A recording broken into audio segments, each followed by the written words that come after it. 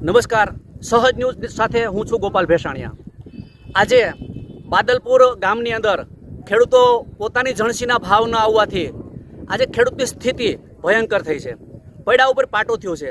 દિવાળીના તહેવારો હતા, તહેવારોમાં પણ ખેડૂતો પોતાના ખેતરમાં રાત દિવસ મહેનત કરે છે। અત્યારે વાવાઝોડાની આગાહી થઈ છે। ખેડૂતની સ્થિતિ અને જણસીને જોઈએ અને ચાલો આજે આપણે ગામના ખેડૂતનો સંપર્ક કરીએ। દાદા, શું કહે છે તમારે અત્યારે પરિસ્થિતિ? અત્યારે અમારે મગફળીમાં કાંઈ નથી, નકરી ધૂળ જ છે, બરાબર। વરસાદની આગાહી જોરદાર આવી છે।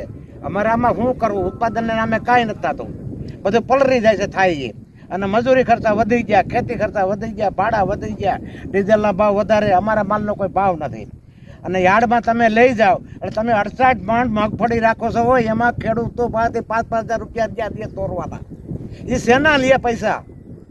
ખેડૂતોને હાવ પાયમાલ જ કરી નાખવા છે તમારે, તો ખેતી તમે સંભાળી લ્યો। હવે દાદા, અત્યારે મજૂર મળે છે કે મળતા નથી? મજૂર અત્યારે મળતા જ નથી। પેલા 300-400 રૂપિયા મળે, 500-600 રૂપિયા, 700 રૂપિયા મજૂરી દઈને માંડવી વીણાવી, તોય મજૂર મળતા નથી।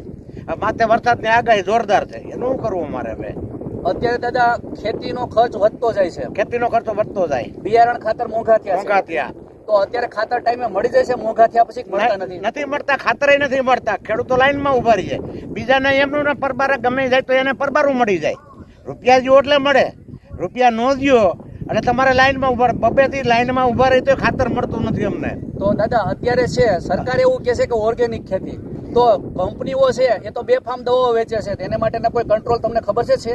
નહીં, કોઈ વસ્તુ નથી ખબર એમાં ખબર નથી કંટ્રોલ। ઓર્ગેનિક ખેતીમાં કાંઈ થાય એમ નથી। ઓર્ગેનિક ખેતી અમે 2 વર્ષ કરી લીધી, એમાં કાંઈ નથી થયું। ગાંઠના પાયમાલ થઈ જાય છે ઓર્ગેનિક ખેતીમાં। હા, તો દાદા તમારું નામ? મારું નામ ભીખાભાઈ દારણભાઈ ભીમાણી।